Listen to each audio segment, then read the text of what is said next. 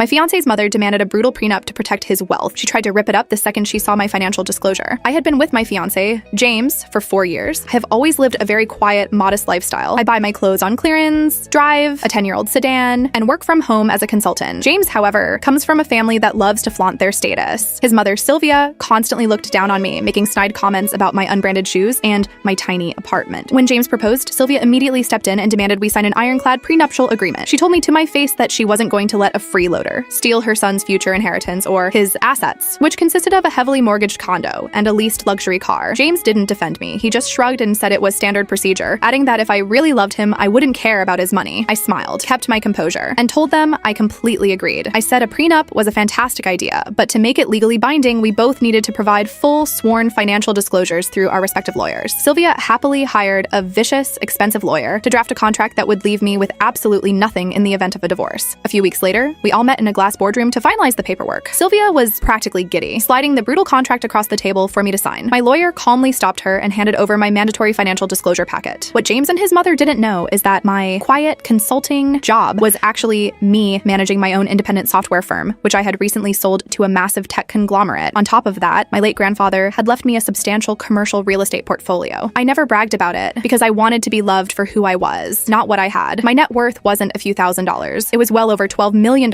in liquid assets and property. I sat back and watched Sylvia's eyes scan the bottom line of my disclosure. Her jaw actually dropped. The color completely drained from her face. She frantically flipped through the pages, suddenly realizing that the vicious prenup she had designed to protect James's leased car would legally block him from ever touching a single cent of my millions. Without missing a beat, Sylvia reached across the table, grabbed the prenup she had spent weeks drafting, and physically tried to pull it away from me. She let out a nervous, high-pitched laugh and said, "You know what? This is silly. You two love each other. We don't need lawyers involved in your beautiful marriage. Let's just trust each other." James leaned over, saw the multi-million-dollar number on my paperwork, and his eyes practically turned into dollar signs. He immediately started agreeing with his mother, suddenly talking about how what's mine is ours and how we were a team. I stood up, picked up my purse, and looked at both of them. I told James that he was right. If he really loved me, he wouldn't care about my money. Then I slid my diamond engagement ring across the mahogany table. I thanked Sylvia for insisting on the financial transparency because it finally showed me exactly who they were. I walked out of that boardroom a single woman, kept my millions entirely to myself, and blocked both of their numbers before I even reached my car.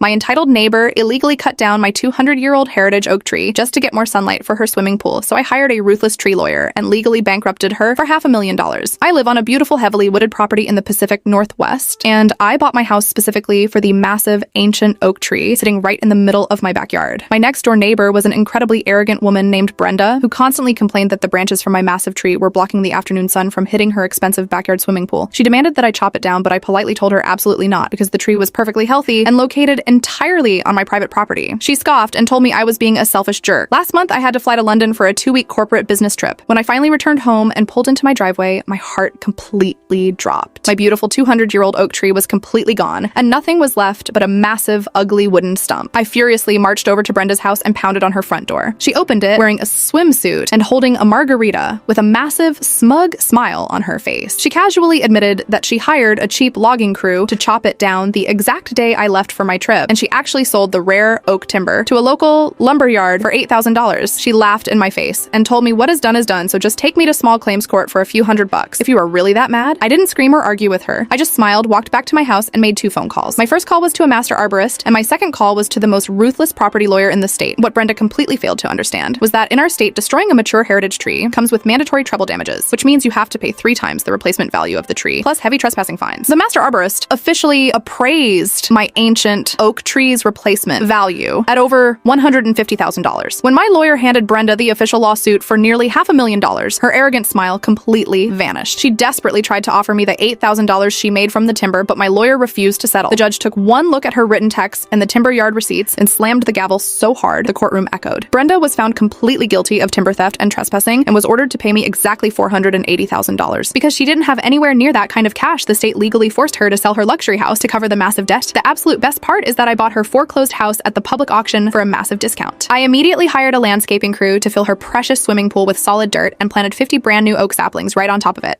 My parents demanded I drain my life savings to pay off my brother's massive debt, so I used the money to buy the exact house he was trying to rent. I have always been the financially responsible sibling. My older brother, however, has always been incredibly reckless, fully knowing our parents would constantly bail him out of trouble. Over the last 5 years, I quietly saved a significant amount of money in a private account to finally buy my first home. My brother, meanwhile, accumulated massive debt by funding luxury vacations and buying designer clothes he could not afford. Last week, my parents called an emergency family meeting. They revealed that my brother was facing severe legal action from multiple creditors. My parents looked directly at me and explicitly told me to drain my entire savings account to clear his debt. They called it a mandatory family tax and said it was my duty to protect him. I calmly refused. They were furious. They called me selfish, stated I was actively destroying my brother's future, and told me I was officially cut off from the family until I did the right thing and handed over the money. I completely ignored their demands. My brother had recently found a beautiful luxury rental home that he desperately wanted to move into, but his credit score was completely ruined. He kept bragging about the property to everyone, constantly begging our parents to co-sign the lease for him. I decided to do some research and contacted the owner of that exact property. It turned out the owner was highly motivated to sell the house permanently, rather than just rent it out. I used my fully intact life savings as a massive down payment and officially purchased the property. A few days later, my brother finally convinced our parents to co-sign his lease when he proudly called the listing agent to secure the rental. The agent politely informed him that the property was completely off the market because it had just been sold to a new owner. When my brother demanded to know who bought it, the agent provided my name as the new legal landlord. My family was absolutely speechless. My brother's debt is still legally catching up to him, and he is currently forced to live in our parents' cramped guest room. I am quietly enjoying my beautiful new home. They constantly leave voicemails demanding I let him live in my house rent-free to make up for my selfishness, but I simply delete the messages and enjoy the silence.